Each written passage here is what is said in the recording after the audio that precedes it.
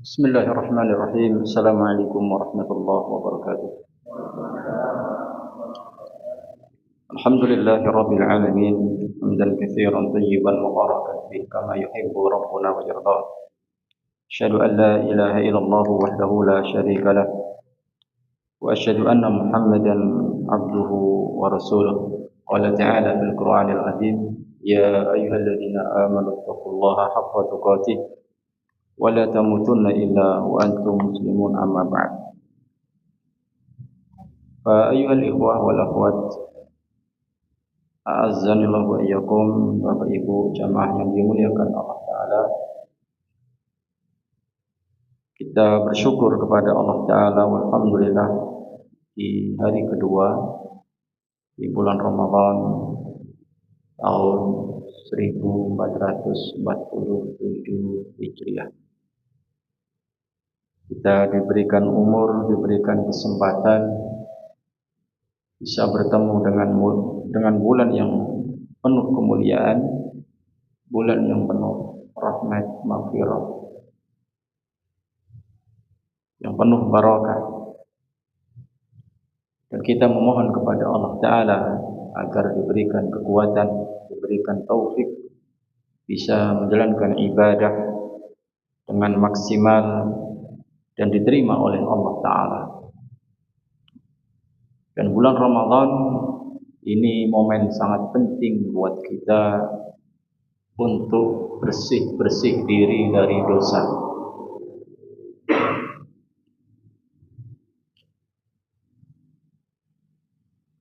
Dosa kita yang begitu banyak, dengan bertemu dengan bulan Ramadan yang kita isi dengan ibadah kepada Allah Ta'ala, kita berharap dosa-dosa semuanya ini diampuni oleh Allah. Amin ya muhibas sayyid. Kalau kita merenung Nabi Adam alaihissalam, ya, sudah di sorga melakukan satu dosa, kemudian dikeluarkan dari sorga.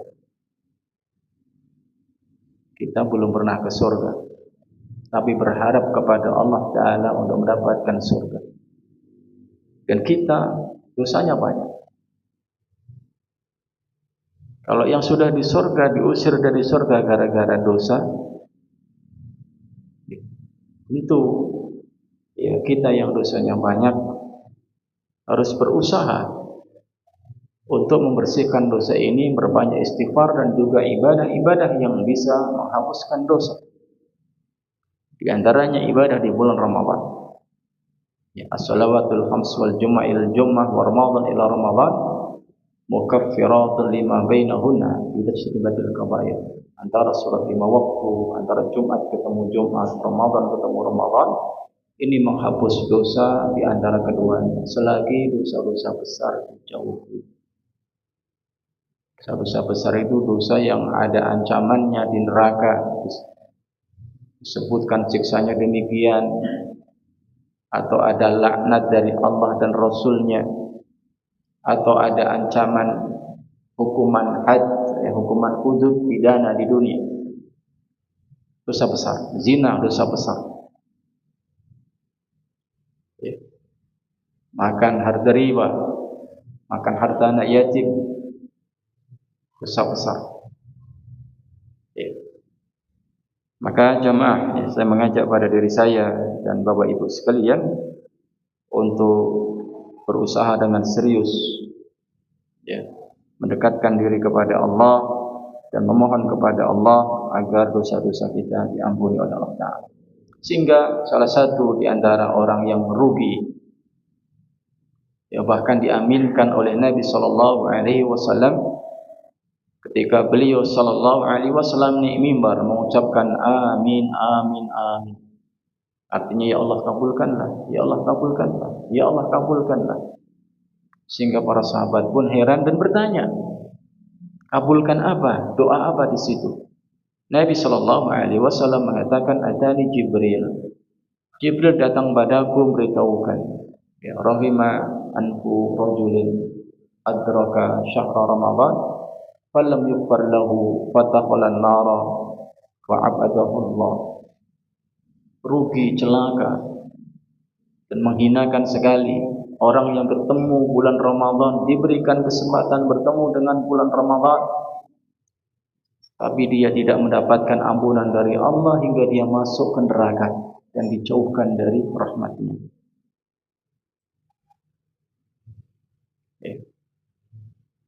Sangat rugi sekali. Di siang hari kita berpuasa. Di antara fadilah puasa adalah man shoma ramadhana imanan wa ihtisaban ghufira lahu ma taqaddama min dhanbi. Berpuasa di bulan Ramadan karena iman dan mengharap pahala, diampuni dosa-dosa yang telah lalu. Kalau orang di bulan Ramadan tidak dapat ampunan, bisa jadi tidak puasa. Malam hari kita sholat tarawih. Apa kata Nabi sallallahu alaihi wasallam? Man qama ramadhana imanan wa ihtisaban, ghufira lahu ma taqaddama min dhanbi. Barang siapa sholat tarawih, ya qiyam Ramadan, didasari iman dan mengharap pahala dari Allah, dosa-dosa yang telah lalu akan diampuni oleh Allah Ta'ala.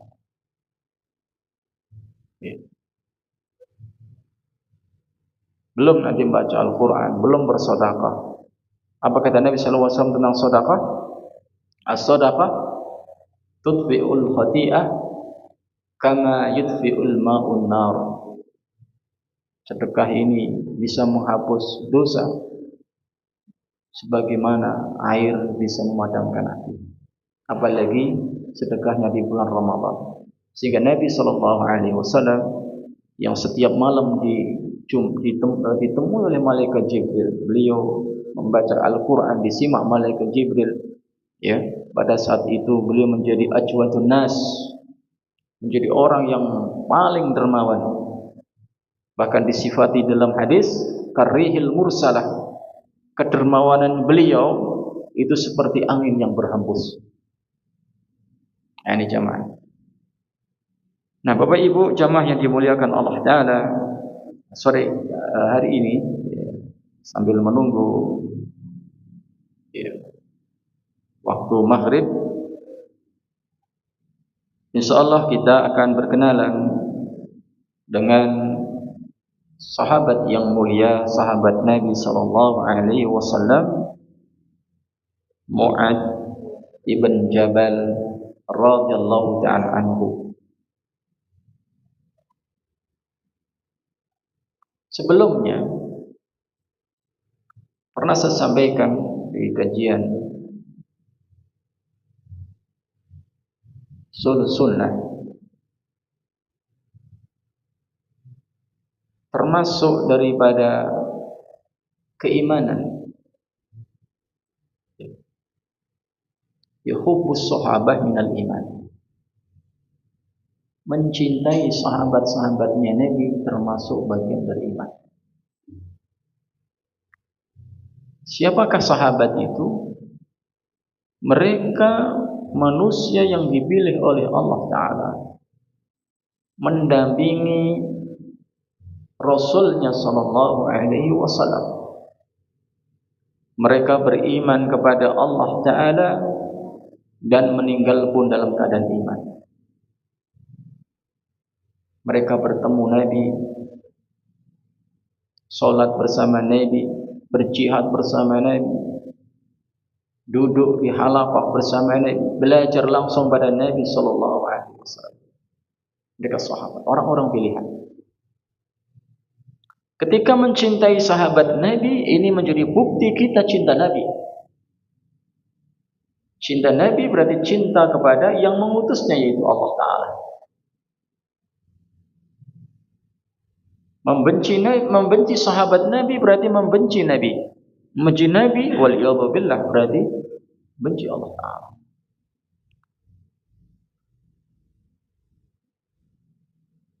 Dan mereka para sahabat adalah orang-orang pilihan yang disebutkan di dalam hadis menjadi generasi terbaik. Khairun nasi qarni thumma alladhina yalunahum thumma alladhina yalunahum.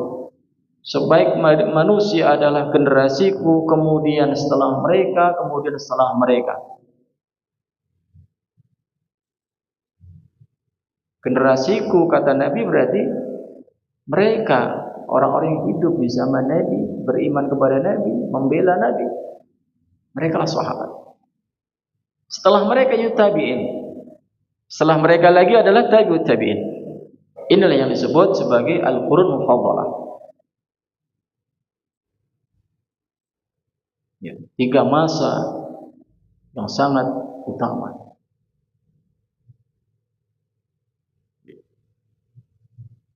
Dan kita sebagai orang belakangan diperintahkan untuk mencintai mereka, mendoakan kebaikan mereka, dan meneladani mereka, mencontoh mereka. Mereka telah meninggal dan mereka telah berhasil.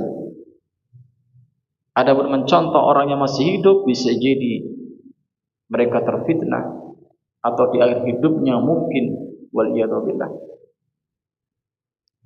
Tapi mengikuti, mencontoh sahabat itu sudah dipastikan karena mereka sudah selesai, sudah berhasil bersama Nabi Shallallahu Alaihi Wasallam mendapatkan keridhaannya. Radhiyallahu anhum wa radu anhu. Allah telah meridhai mereka dan mereka pun ridha kepada Allah atas pemberian Allah kepada mereka. Keutamaan yang besar sehingga ya, infaknya mereka disebutkan dalam hadis. Ya, seandainya ada orang menginfakkan emas seberat gunung Uhud, tidak bisa menyamai infaknya sahabat hanya ya setengah mud. Satu mud berapa, Pak? Iya. Namanya satu mud.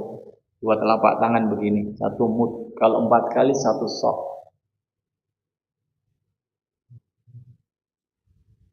Ya. Makanya fidyah sebagian ulama mengatakan berapa bayar fidyah? Satu mud. Begini. Gandum dulu. Sekarang beras. Kalau kita ya. Berarti setengah mud satu telapak tangan. Antum punya emas seberat gunung Uhud diinfakkan di jalan Allah. Tidak bisa menyaingi infaknya sahabat hanya setelapak tangan ini.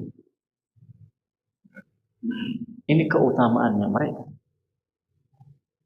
Sehingga sangat berani kalau ada orang mencela, memaki sahabat, bahkan mengkafirkan sahabat seperti Rafidhah la'natullah alaihi. Ya. Nabi sallallahu alaihi wasallam mengatakan, "La tasubbu ashabi."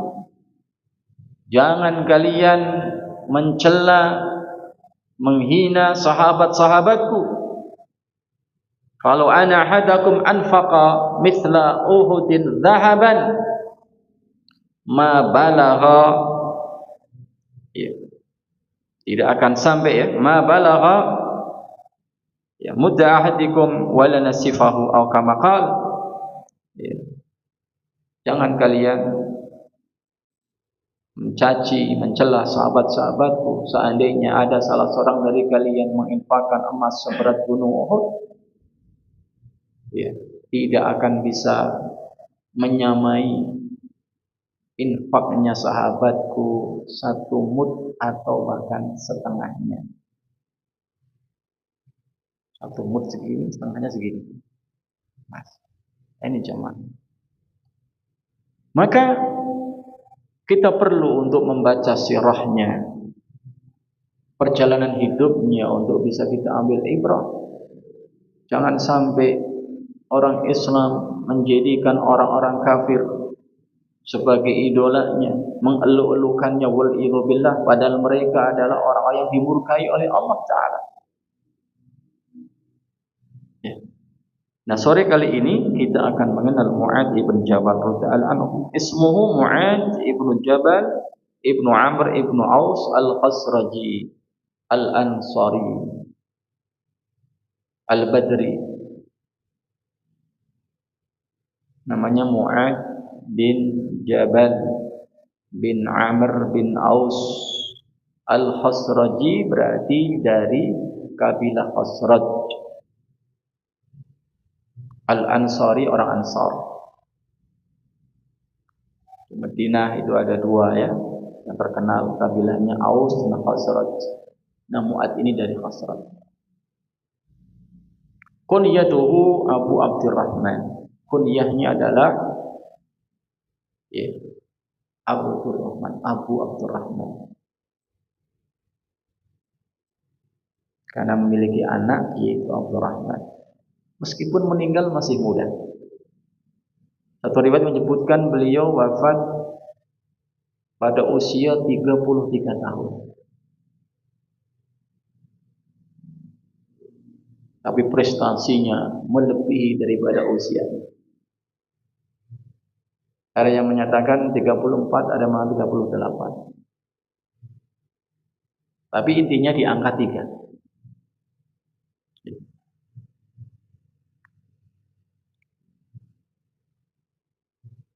Aslama wa umruhu thamaniya asyar sana.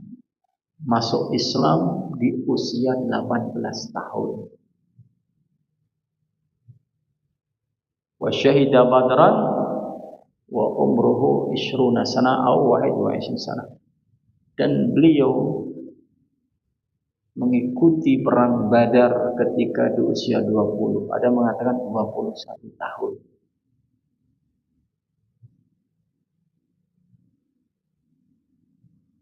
Usia 18 tahun, antum lagi apa, Pak? Sekolah. Lagi banyak main-mainnya. Usia 20, kuliah. Lagi banyak mainnya. Sudah sana sini. Ini sahabat Nabi Mu'adz bin Jabal sudah berkiprah di jalan dakwah dan di jalan jihad.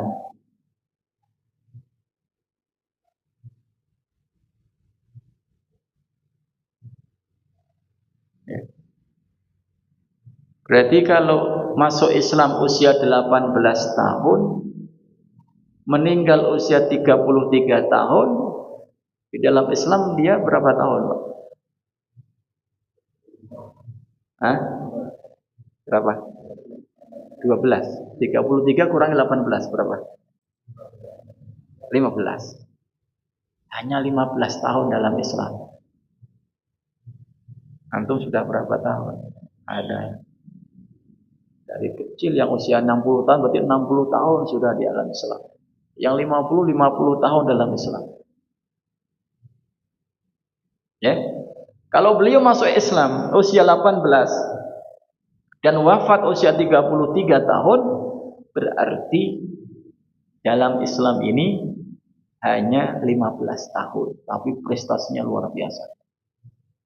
Nanti kita akan lihat beliau sampai diutus menjadi dai, bahkan menjadi qadhi di negeri Yaman. Beliau mengikuti jihad. Jadi perang Badar, perang Uhud dan perang-perang yang lain. Usia 20 tahun sudah manggul senjata, perang.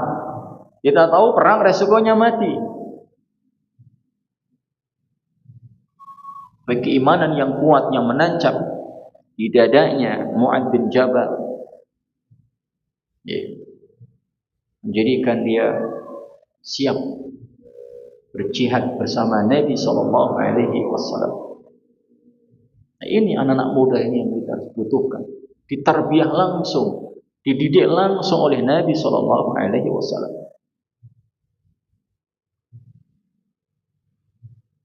Dia masuk Islam melalui sahabat siapa? Ya betul, Mus'ab bin Umair, masyaallah. Mus'ab bin Umair ini muqri'ul Madinah. Ya, dai pertama yang diutus oleh Nabi Sallallahu Alaihi Wasallam. Ya. Jadi ketika ada rombongan 5 atau 6 di musim haji, ya orang-orang musyrik ini dari Madinah ke Mekah, maka Nabi sallallahu alaihi wasallam menawarkan Islam ini. Nah, ada yang tertarik di antaranya tadi 5 atau 6 orang, ya. Lalu mereka pun ringkesnya masuk Islam, ya. Kemudian nanti minta supaya ada dai yang mengajarkan ke Madinah. Karena haji kan hanya berapa waktu. Setelah pulang kan harus ada yang mengajarkan. Diutuslah Mus'ab bin Umair. Di sana bertambah. Mus'ab bin Umair, para pengsawannya pada masuk Islam. Sa'ad bin Mu'adz pada masuk Islam. Ya, sampai satu mengatakan, ya, apabila kalian tidak masuk Islam, ini pimpinannya ini. Rakyatnya diomongin begitu kan, kalau kalian tidak masuk Islam, aku akan putuskan hubungan semua. Ada urus kalian, bingung. Masuk Islam banyak sekali. Madinah melalui Mus'ab bin Umair. Nah, di antaranya yang masuk Islam adalah Mu'adz bin Jabal. Ya. Jika Mu'adz bin Jabal termasuk, ya bisa dikatakan as-sabiqunal awwalun, orang-orang yang masuk Islam berawal. Ya. Bahkan mengikuti Baiat Aqabah kedua. Apa isinya Baiat Aqabah kedua? Baiat itu sumpah, janji setia kepada Nabi Sallallahu Alaihi Wasallam. Ada Baiat Aqabah pertama, ada Aqabah kedua. Ada yang tahu? Ini belajar sirah. Iya betul, janji sumpah setia. Apa isinya? Hah? Ya, itu yang kedua. Ada lagi? Ya. Baiatnya adalah baiat kedua ini sama dengan yang pertamanya, ada tambahan. Di antaranya adalah untuk tidak menyekutukan Allah. Kemudian tidak berzina, tidak mencuri, tidak berdusta. Nah, nanti di baiat Aqabah kedua yang lebih banyak lagi, ada 75 orang. Namanya baiat Aqabah. Kenapa Aqabah? Karena di Bukit Aqabah, di Mina. Musim haji, ya, mereka sembunyi-sembunyi ya di Bukit Aqabah, janjian bertemu dengan Nabi sallallahu alaihi wasallam, kemudian mengadakan baiat di situ. Ya, tidak akan melakukan kesyirikan, tidak akan berzina, tidak akan mencuri, ya, tidak akan ya berdusta, ya, kemudian bersiap membela Nabi sallallahu alaihi wasallam. Ya, 75 itu 73 laki-laki, yang 2 perempuan. Nah, dari 73 ini ada Mu'ad bin Jabal. Insyaallah.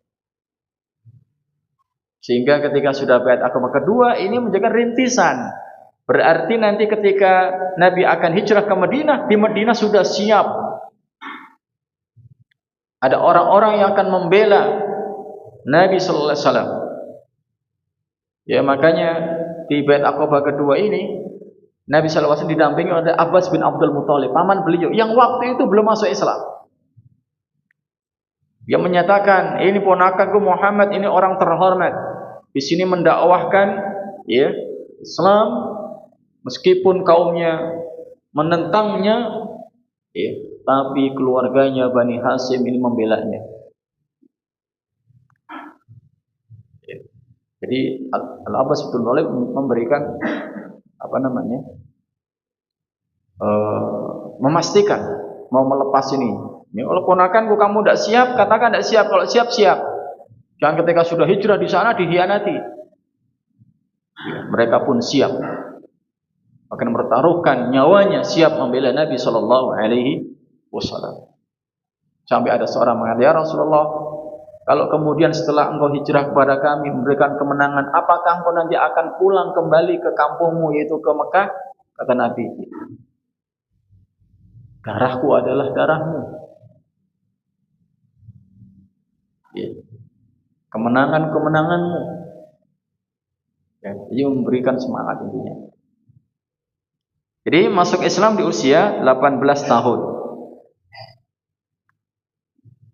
Di usia 20 tahun, berarti 2 tahun setelah masuk Islam, jihad.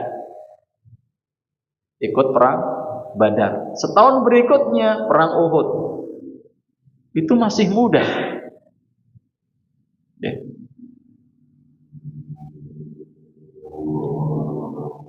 Nah, kemudian setelah hijrah ke Madinah, setelah Nabi SAW hijrah ke Madinah, masyarakat Madinah sudah siap, ya, maka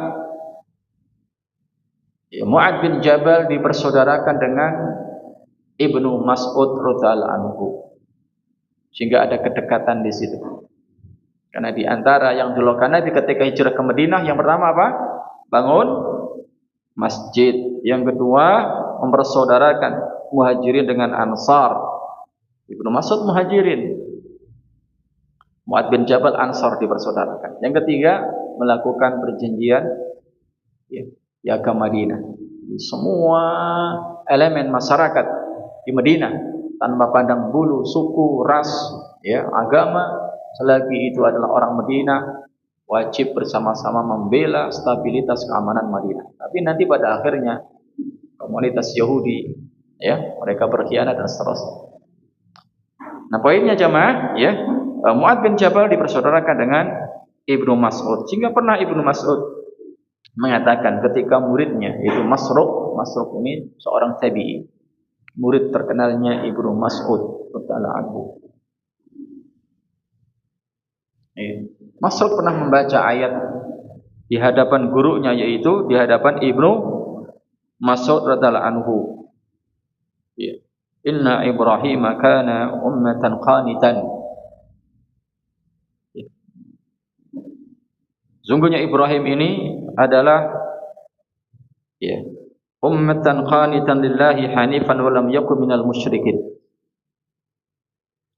Sungguhnya Ibrahim ini adalah ya, ummatan qanitan, seorang umat yang qanit, yang ahli ibadah, yang hanif, yang lurus di atas tauhid, dan dia bukan termasuk orang musyrik. Ibnu Mas'ud mengatakan terkait ayat tadi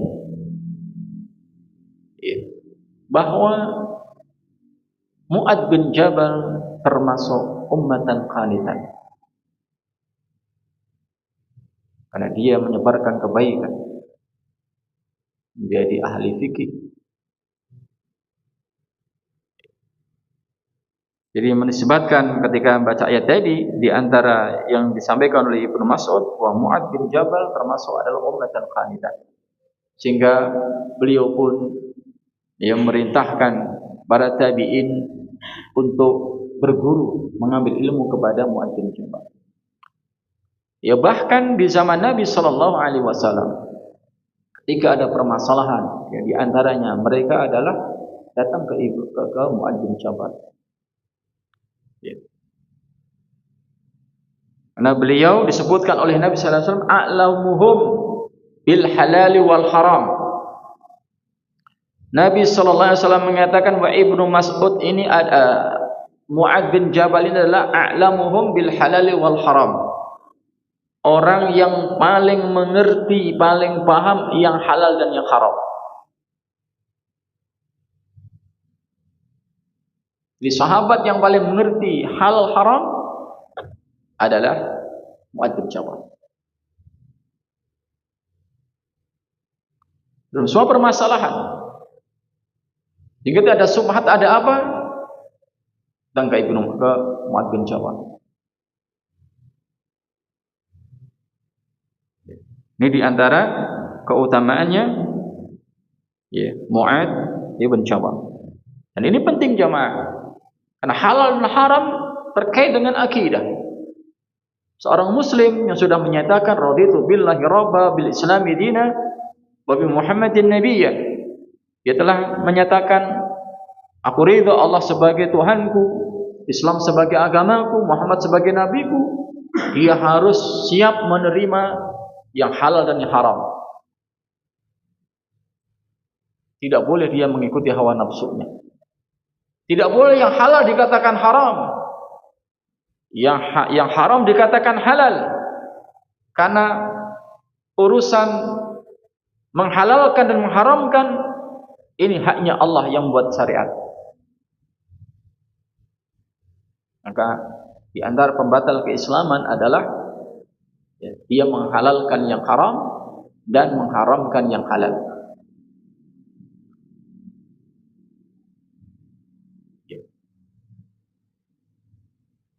Ketika haram harus ditinggalkan. Ini konsekuensi. Dan kita harus terima. Kalau tidak terima, bermasalah nih akidahnya. Bermasalah keimanannya. Dan sesuatu yang Allah haramkan pasti di situ ada madaratnya. Mustahil. Karena ini merupakan rahmat Allah Ta'ala.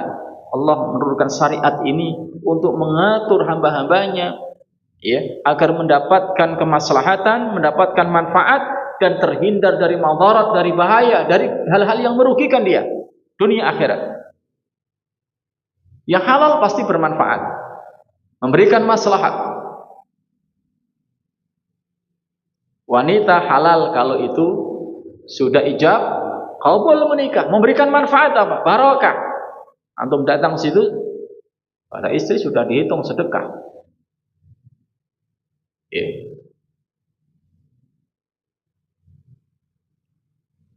Halal. Tapi wanita yang belum dinikahi haram, memberikan madarat, menyentuhnya terkena azab, ancamannya. Lebih baik ya, paku yang panas ditancapkan di tubuh seseorang daripada dia menyentuh wanita yang bukan mahramnya. Ada yang kuat. Coba, mau coba enggak apa-apa. Ada paku yang panas, ya, ditancapkan di tangan antum misalnya, atau di kaki atau di perut. Kira-kira sakit atau enak gitu. Kuat enggak gitu? Kata Nabi seperti itu. Ya, lebih baik seperti itu. Ya, paku ditancapkan ke tubuh seorang itu lebih baik daripada menyentuh wanita yang bukan mahramnya.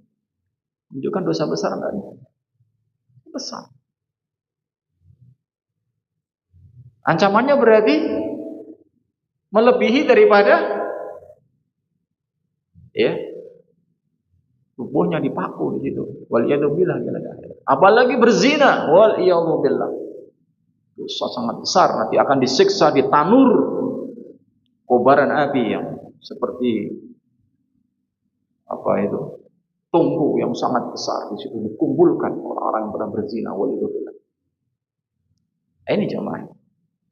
Halal haram. Nah, Ibnu Mas'ud adalah orang yang a'lamuhum bil halali wal haram, orang yang paling mengerti halal dan haram. Yang halal pasti memberikan manfaat, yang haram pasti memberikan madarat.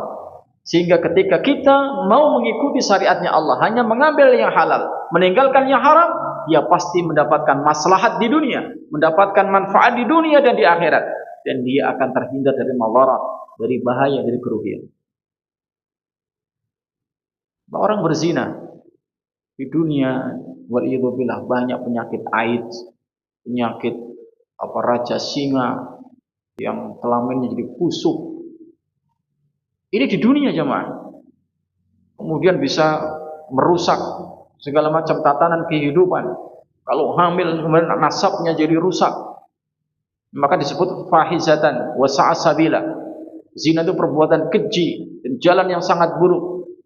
Sehingga hukumannya, ya, kenapa kalau sudah menikah dirajam seluruh tubuhnya sampai mati, padahal yang melakukan hanya itunya saja. Gitu? Yang melakukan kan itunya. Ya. Karena kenikmatannya dirasakan seluruh tubuh, sehingga seluruh tubuh harus disiksa. Alhamdulillah. Dan di akhirat mendapatkan ancaman azab. Kalau dia mau bersabar, sudah nikah selesai. Sudah nikmat dapat pahala. Kadang-kala banyak orang lebih suka mengambil yang haram. Makanan yang halal lebih banyak. Ngapain? Ada orang nyari daging babi, ya kurang marem, daging guguk, wal iyadzubillah. Mau makan segala, minuman juga segala banyak sekali. Malah yang kayak oplosan ini segala macam, malah tewas mati tuh. Kemarin ada berita kan berapa 10 orang di mana? Wal iyadzubillah. Nah, ini Ibnu Mas'ud, ya. A'lamuhum bil halal wal haram. Ya. Orang yang paling mengerti tentang halal dan haram. Kemudian di antara keutamaan Ibnu Mas'ud, Mu'adz bin Jabal. Ya. Kemudian di antara keutamaan beliau adalah, ya, dicintai oleh Nabi sallallahu alaihi wasallam. Kalau dia dicintai oleh Nabi, berarti dicintai juga oleh yang mengutus Nabi. Siapa? Allah Ta'ala. Kalau sudah dicintai, mereka menjadi ahlul surga, ahlul jannah jemaah.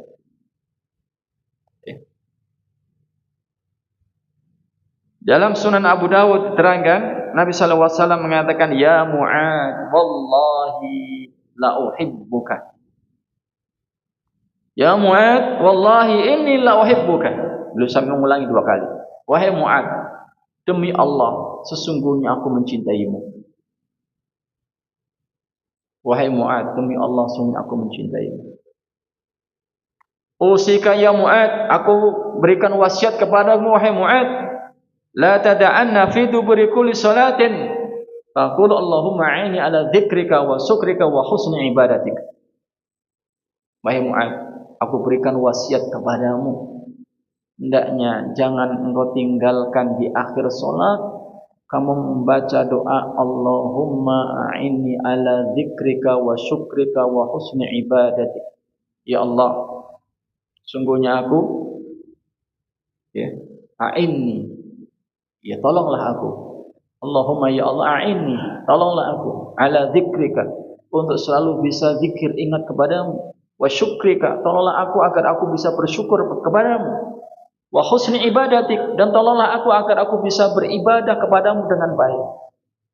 Karena mustahil kita bisa berzikir kepada Allah, mustahil kita bisa bersyukur kepada Allah, mustahil pula kita bisa beribadah dengan baik kalau tidak ditolong oleh Allah Ta'ala.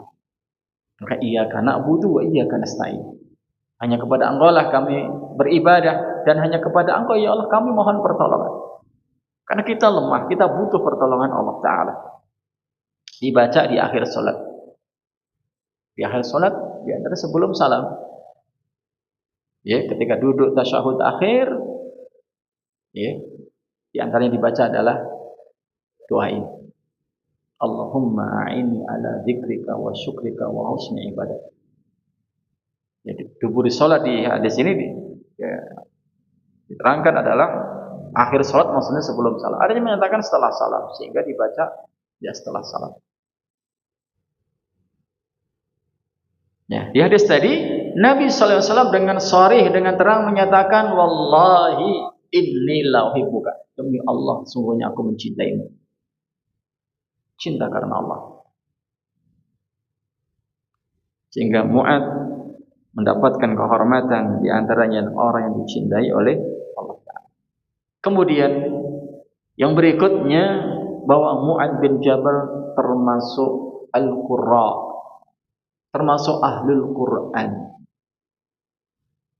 Nabi SAW bersabda, ya, khudul Quran min arba'atin, ambillah Al-Quran ini dari 4 orang. Bisa menyebutkan.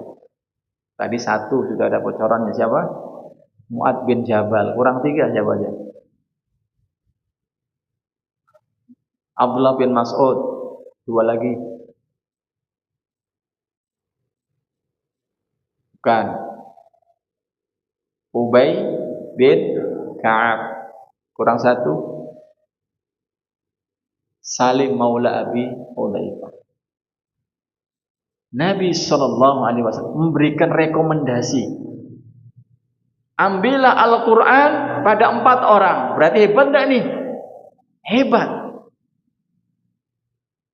Enggak sembarangan.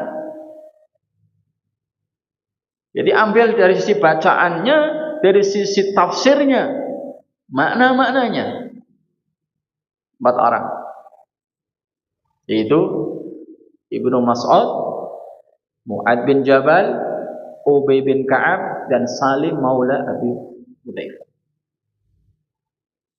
Dan Ahlul Quran jamaah itu termasuk Ahlullah, keluarganya Allah. Allah itu memiliki keluarga yang ada di dunia. Allah memiliki keluarga yang ada di dunia. Siapa keluarganya Allah? Mereka-mereka yang termasuk Ahlul Quran. Suka anda antum, ya, dianggap sedulur, dianggap keluarga. Kalau Pak Prabowo mengatakan, wah, Pak Wahid itu keluargaku, senang enggak sampai? Mas Pak Wahid, senang. Ya Wahid ya, ini baru presiden. Ya. Ini adalah ya Halikul Khalq, penciptanya seluruh makhluk, Allah Ta'ala. Allah menyatakan memiliki keluarga yang ada di bumi. Mereka adalah siapa? Ahlul Quran. Nabi SAW bersabda, Inna lillahi ahlina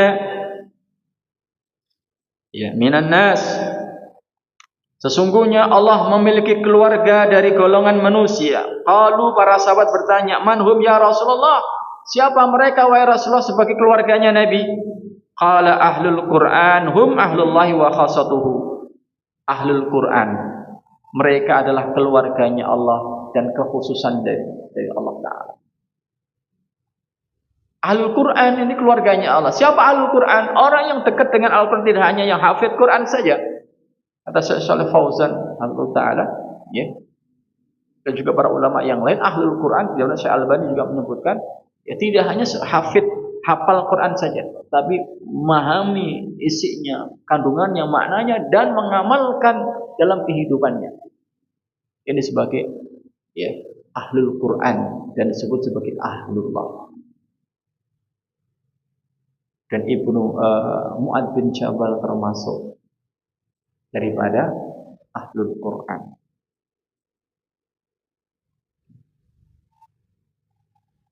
Kemudian Mu'adz bin Jabal juga termasuk pimpinannya para ulama. Nabi SAW ya pernah mengatakan, yaji'u Mu'adz yaumal qiyamah amamal ulama atau kama qal. Nanti Mu'adz bin Jabal akan datang pada hari kiamat di hadapannya para ulama. Bahkan disebutnya hadis yang lain secara pandangan jauh pandangan mata.